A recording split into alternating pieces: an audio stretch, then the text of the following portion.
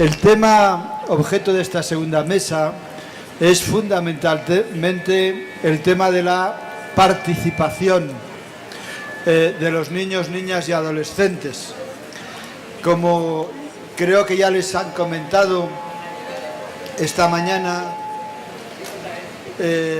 hemos tenido varios miembros del comité una reunión con 50 de los niños que están participando en el Congreso Paralelo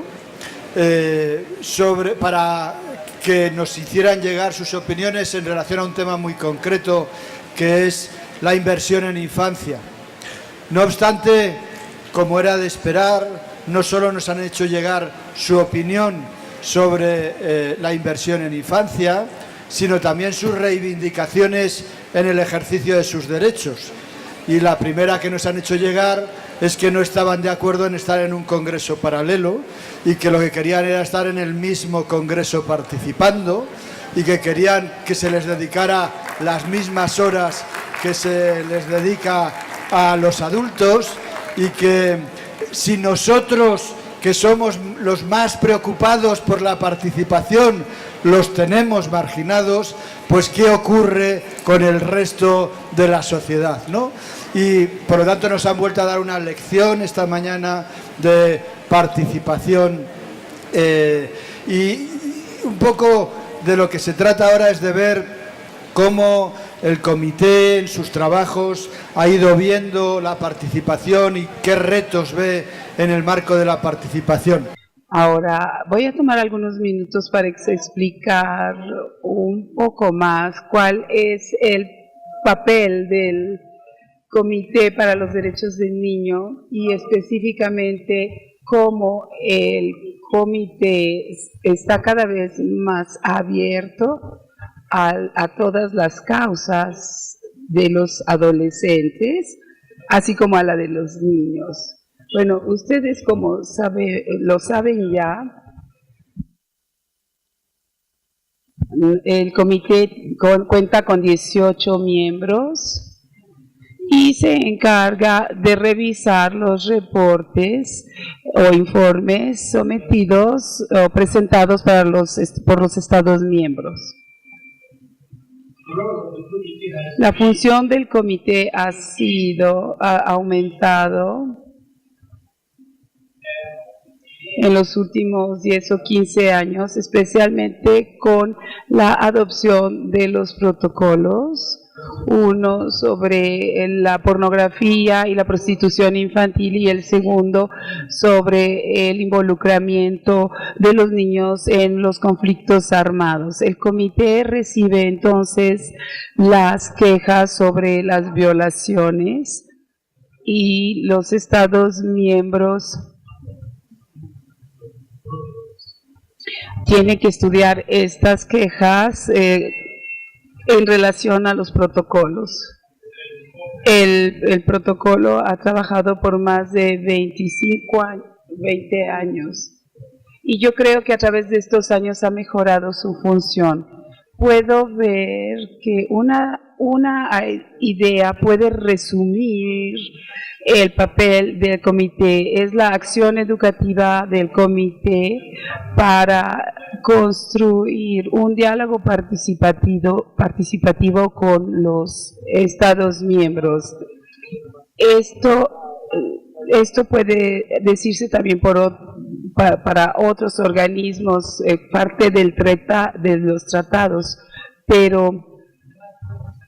pero este organismo, parte de los tratados, ha podido llegar a ser un órgano con un diálogo participativo y abierto con los Estados miembros. Ahora, la Convención es el órgano más estratificado entre los diversos tratados, que son 194, y los protocolos todos han sido ratificados. 168 en total, y para el OPS y la OPS, y 158 para el OPACAC. Ahora, afortunadamente, bueno, desafortunadamente tenemos solo 14 ratificaciones del tercer protocolo. La función del comité aquí sería poder resumir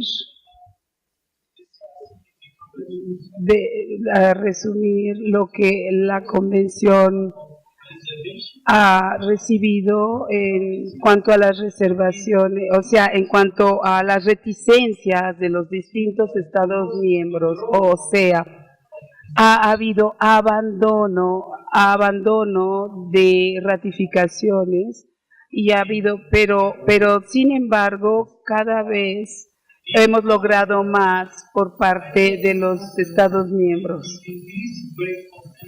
Aquí vemos que hay un número creciente de ONGs que se acercan al comité y los ONGs juegan un papel muy importante en todo el sistema de derechos humanos de las Naciones Unidas. Ahora ellas tienen una función interconectada con el comité y de suma importancia. Ahora me voy a concentrar solamente en la participación de los niños en las diversas actividades del comité. Ahora tenemos 12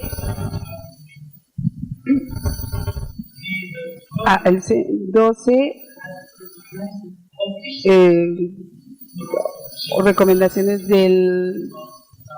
que son sometidas, o sea, 12 estados que están sometiendo en los acuerdos sus recomendaciones. Aquí los niños muchas veces son traídos por las ONGs, pero no tenemos un acercamiento metodológico a la participación. Ahora, los niños deberían participar en las actividades del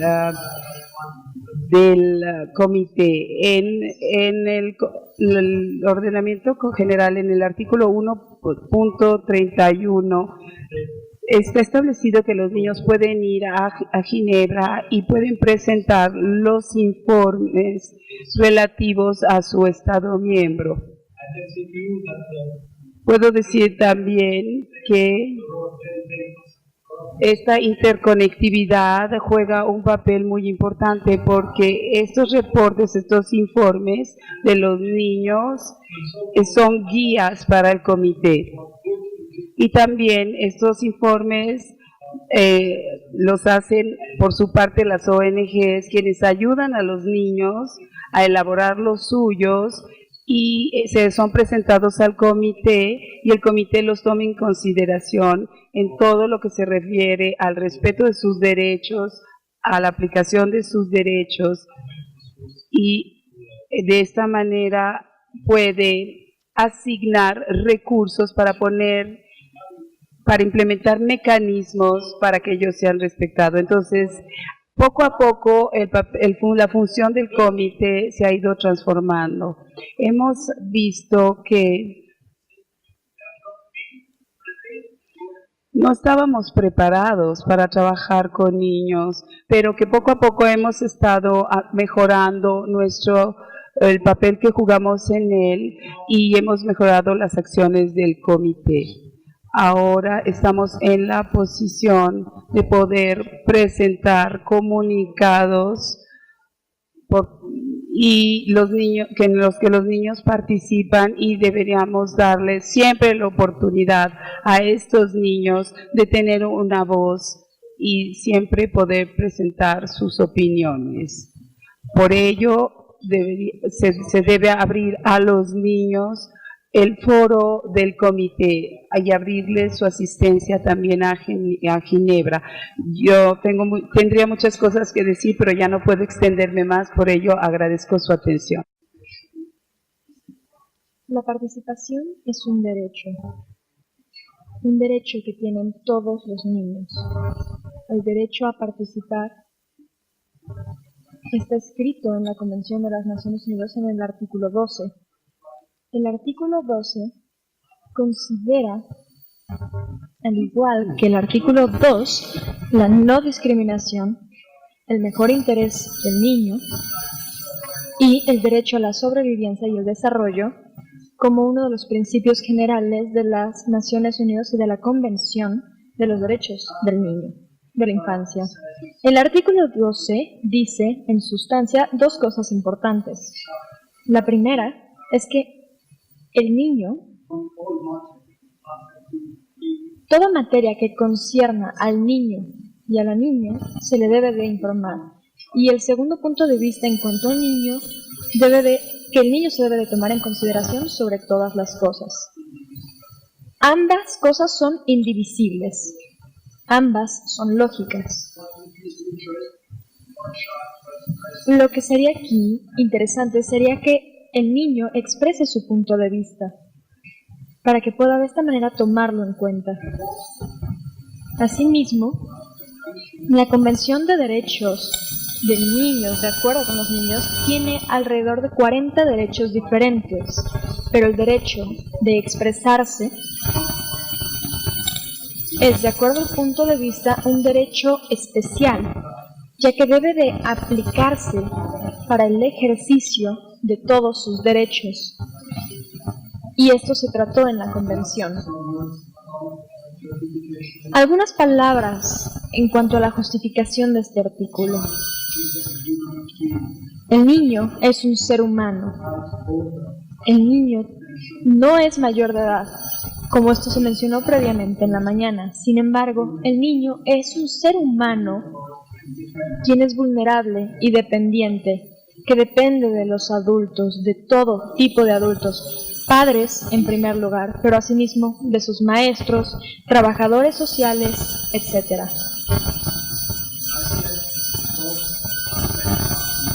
Dije que ambos aspectos son individuales, sin embargo, esto es teórico, porque en práctica el punto de vista y la vista del niño se ve lastimado y el punto de vista del niño no se toma en cuenta. También es importante subrayar algo más de este artículo, lo cual se refiere a la edad del niño, ya que este artículo tiene 2 párrafos y en el segundo párrafo se menciona que el punto de vista del niño debe de ser el ser escuchado en cualquier procedimiento jurídico, administrativo o legal. Lo que sería importante es saber hasta qué edad o en qué edad es que la opinión del niño debería de ser tomada en cuenta. Y es por eso que la Convención de las Naciones Unidas desea discutir esto. Pero todo niño llega a edad de madurez a una edad diferente. Así que hay ocasiones en las cuales el legislador ha decidido fijar una edad, establecer una edad fija para la cual, a partir de la cual el niño sea considerado el punto de vista del niño y no antes de esta edad. Sin embargo, esta edad varía mucho de un niño a otro niño y de estado a estado.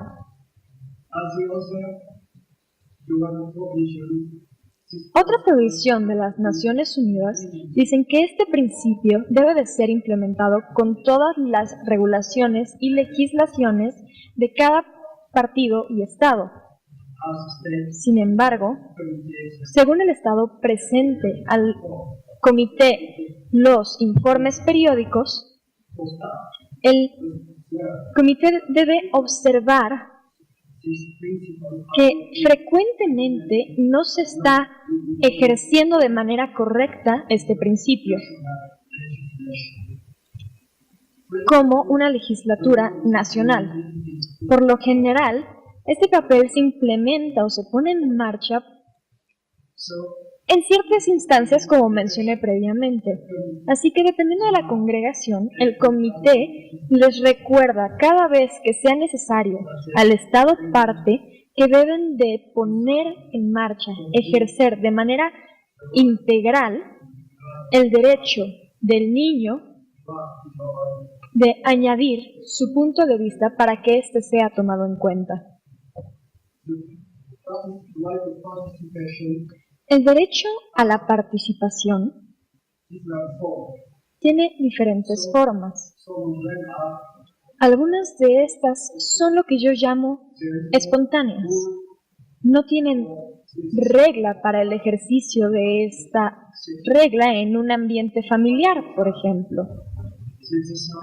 Al contrario, el ejercer este derecho puede ser organizado y debería de serlo en diferentes ambientes, como por ejemplo el escolar o en centros de detención.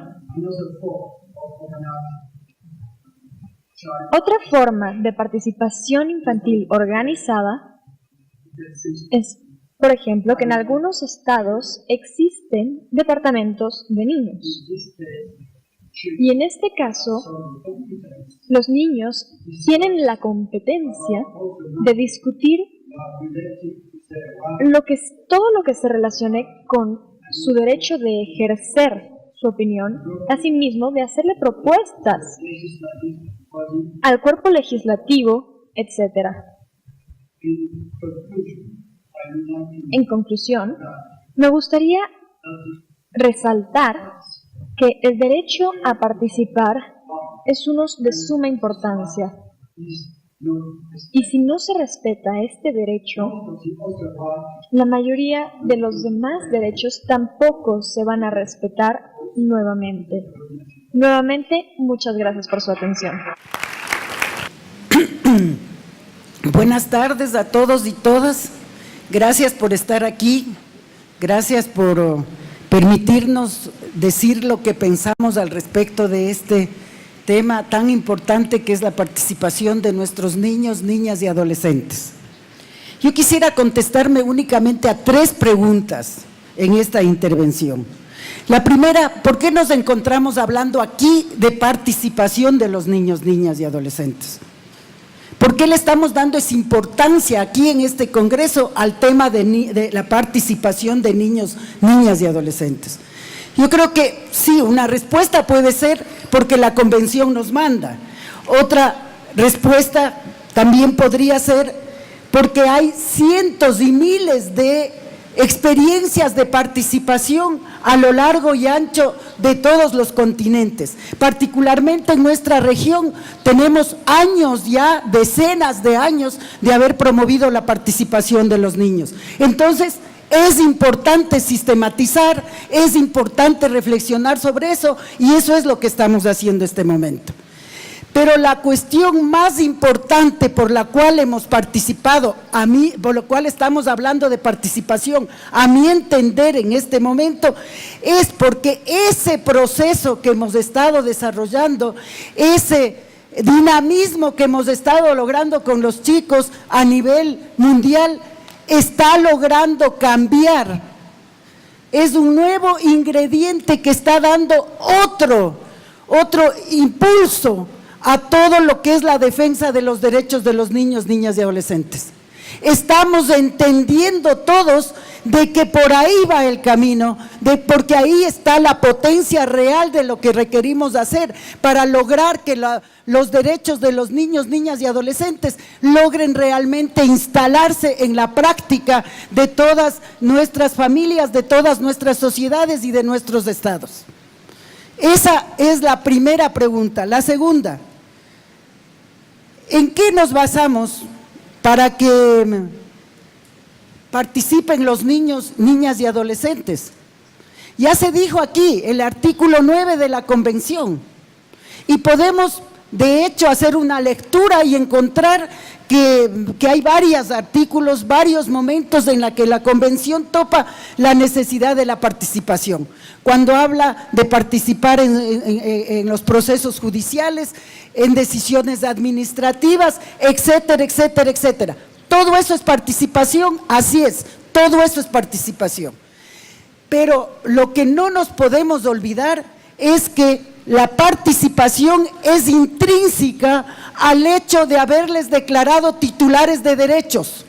Eso no nos podemos dejar a un lado, esa tiene que ser la razón fundamental en la cual nos basamos para promover la participación. Los titulares de derechos, cualquiera que sea, necesita empoderarse de sus derechos, ¿sí o no? Para hacerlos cumplir necesita empoderarse de sus derechos, que son muchas cosas a la vez de empoderarse. Es conocer, es ayudar a difundirlo, pero sobre todo es ejercitarlo. Y justamente la participación es lo que permite a los chicos, a los niños, niñas y adolescentes, justamente comenzar ese ejercicio de los derechos. A mí me gusta decir siempre, la participación es madre de todos los derechos, porque es la posibilidad que tenemos de poder reclamar, de poder defender, de poder exigir la vigencia de todo el resto de derechos. Es como abrir la puerta principal de todo este caminar que tenemos que hacer hacia la defensa de nuestros derechos. Caso contrario, vamos a estar siempre a expensas de que lo quieran cumplir o no. Y con este derecho, con la posibilidad de ejercitar el derecho a la participación, como digo, solo así vamos a poder lograr que sean titulares de derechos. Hay montones de formas de participación y en esas distintas formas de participación, en cuáles vamos promoviendo, también nos damos cuenta de que si definitivamente estamos o no diríamos, promoviendo la verdadera participación. Se hablaba en estos días, en la mesa de ayer me preguntaban, ¿qué hacen los niños ahí en la Teletón, por ejemplo? Yo digo, están decorando la Teletón.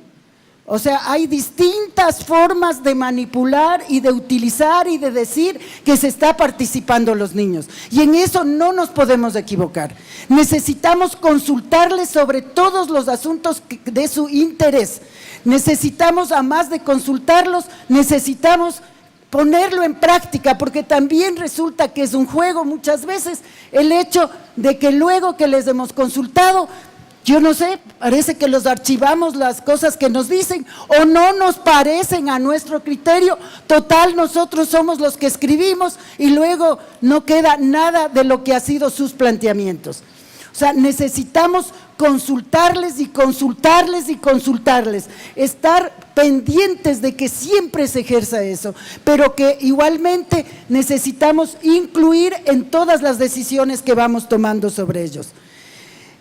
Necesitamos también dejarles que participen por su cuenta, y a eso me voy con la tercera y última pregunta que me he hecho. ¿Es suficiente consultarles? ¿Es suficiente tomar en cuenta sus opiniones? ¿Es suficiente incluir lo que nos han dicho en las decisiones? Si queremos que se conviertan en titulares de derechos, necesitamos pasar a otro momento, y ese es el reto que estoy proponiendo, particularmente a América Latina, porque aquí hemos generado todo un proceso de participación que bien amerita que ya pasemos y demos un paso, que se constituyan en actores sociales propios, solos, sin nuestra venia, sin nuestra protección. A ratos creo que la misma posición adultocéntrica que tenemos en todas las otras actividades, las estamos, diríamos, le hemos decorado bonito, lo hemos vuelto bastante diplomático el tratamiento, pero a la larga podemos estar cometiendo los mismos errores.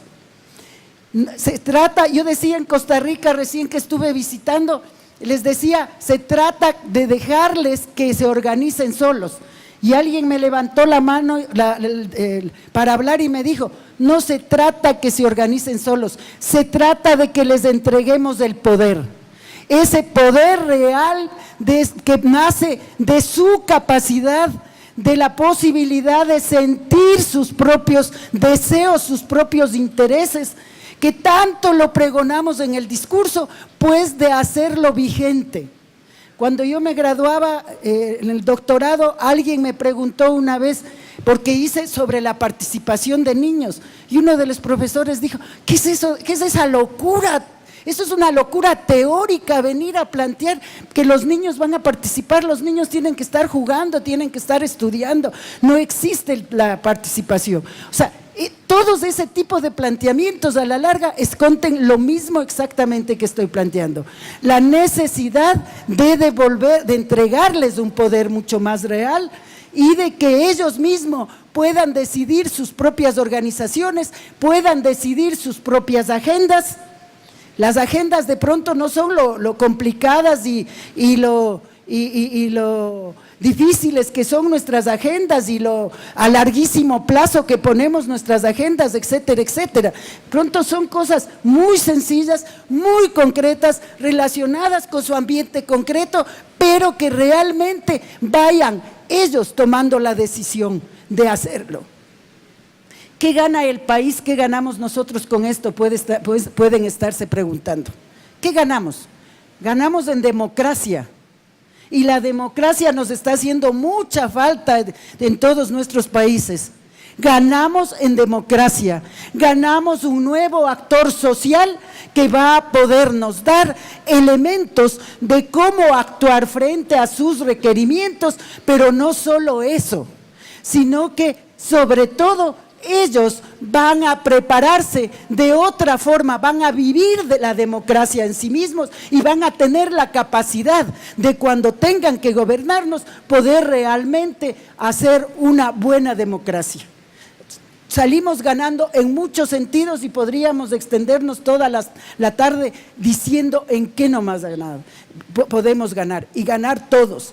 El planteamiento es entonces ir camino hacia que se constituyan en actores sociales, que ellos mismos lo puedan hacer, lo puedan decidir sobre sus propios intereses en sus propios ambientes cotidianos. No estoy planteando una suplantación ni una ingenuidad la que estoy planteando la posibilidad cierta de que en sus espacios, en sus momentos, en sus cosas, ellos puedan seguir ejerciendo cada vez más su autonomía y que puedan también en ese sentido seguir desarrollando y haciendo posible que ese cambio cultural, el principal elemento que vamos a romper con esa participación de los niños es justamente esas creencias culturales de que ellos son incapaces. El rato en que realmente los veamos participar, vamos a lograr que la sociedad en su conjunto, las familias, los adultos, todo este contexto de adultos que hemos tenido, toda esta dinámica en relación con los niños, podamos tener la oportunidad también de redimirnos, reflexionando y logrando con ellos realmente como otra dimensión de la libertad, porque creo que esa va a ser también una de las cosas que podamos conquistar. Muchas gracias y un abrazo a todos y todas. Compañeros y compañeras, un abrazo muy especial y caloroso. Permitan presentar una pauta de afirmaciones personales que se puede transformar o no en una agenda mínima para discusión con nuestro comité y en el marco de los 25 años de la vigencia de la Convención de los Derechos del Niño. La lucha por los derechos de los niños, niñas y adolescentes debe integrarse indisolublemente a la lucha mayor por los derechos humanos de todos los ciudadanos como un enfrentamiento específico en el combate general por el reconocimiento y por la garantía de esos derechos humanos especiales. Hay que afirmarlo preliminarmente, considerándose que la Convención de los Derechos del Niño ha sido reconocida formalmente por las Naciones Unidas como un instrumento normativo del derecho internacional de los derechos humanos. Y más, tiene como su mayor novedad, como dice Sara, el reconocimiento de que todos los niños, niñas y adolescentes son sujetos de derechos, son sujetos que construyen la historia y que deben ser oídos siempre. Estos derechos deben tener a su favor un macrosistema o sistema holístico de promoción y de protección integral de esos derechos. Niños, niñas y adolescentes exigen una participación de toda la Organización de las Naciones Unidas y de todos los estados en ese compromiso y en esa actuación.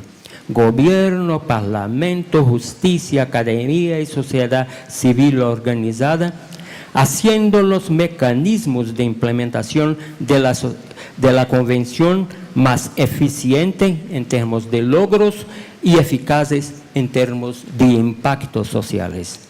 Así, desarrollemos urgentemente un esfuerzo de revisión de nuestros contenidos conceptuales acerca de temas como participación mismo, protección especial en casos de amenazas y violaciones de derecho, desarrollo y supervivencia, prevalencia del mejor interés, no discriminación, o de cuestiones puntuales y emergenciales como la diversidad sexual, identidad o expresión de género, las formas más perjudiciales de trabajo infantil y adolescente, violencia contra los niños y los adolescentes, responsabilidad jurídica de los adolescentes en conflicto con la ley, libertad de opinión, de expresión y de organización, comunicaciones libres a los órganos de defensa de derechos,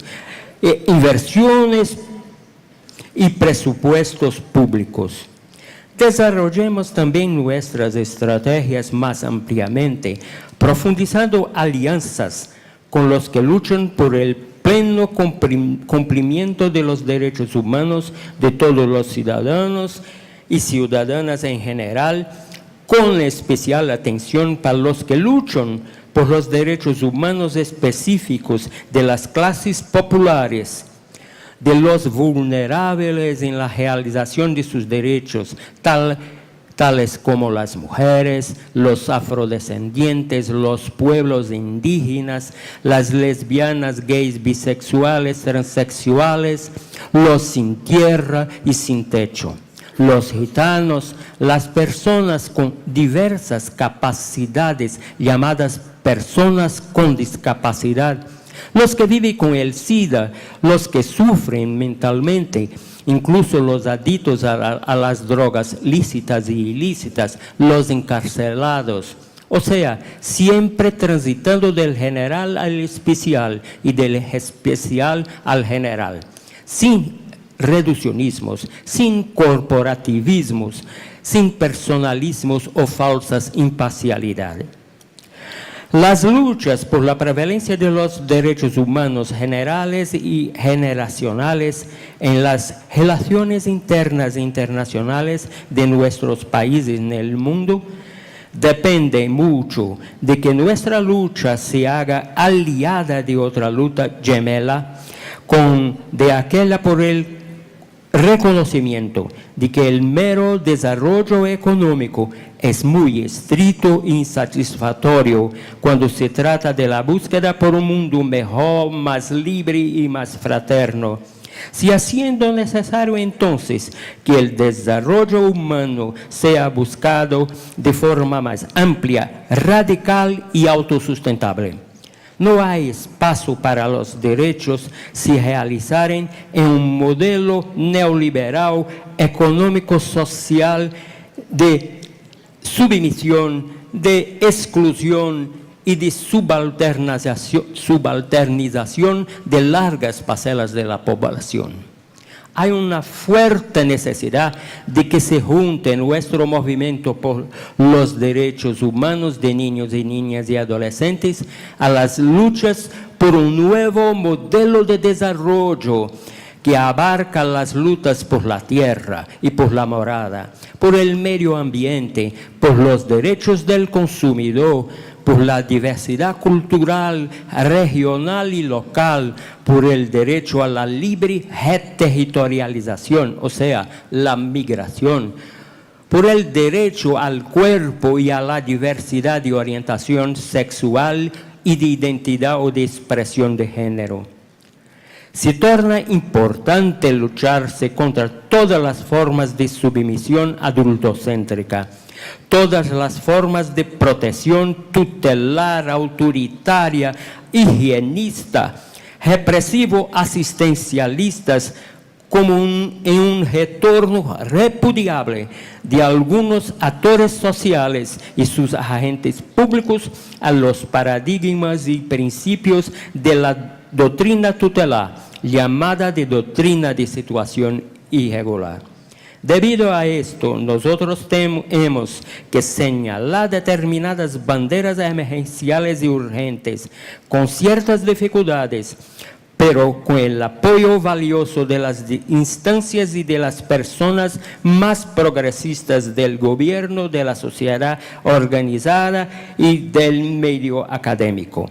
Tales banderas deben reflejar nuestro comprometimiento en la lucha contra las banderas rabiosas que hacen prevalecer acciones y pensamientos proteccionistas tutelares de naturaleza represiva y asistencialista, en detrimento y contrariedad a todos los procesos políticos, jurídicos y gestionarios de emancipación infanto-adolescente, como el empoderamiento identitario de ese segmento generacional y con la construcción de capacidades y competencias que los apoyen en el proceso de su desarrollo progresivo integral.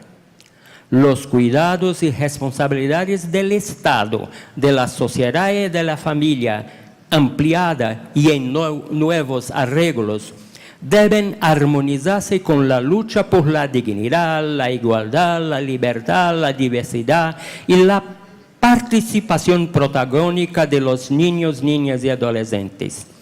Finalmente, solo con un proceso de radicalización en la construcción de una democracia verdadera en nuestra región, con libre y efectiva participación popular en la vida pública, sin elitismos de clase, además del perfeccionamiento del sistema representativo entre nosotros, solamente en este contexto es posible radicalizar la lucha por la garantía de los derechos humanos de niños, niñas y adolescentes en los términos puestos hasta ahora.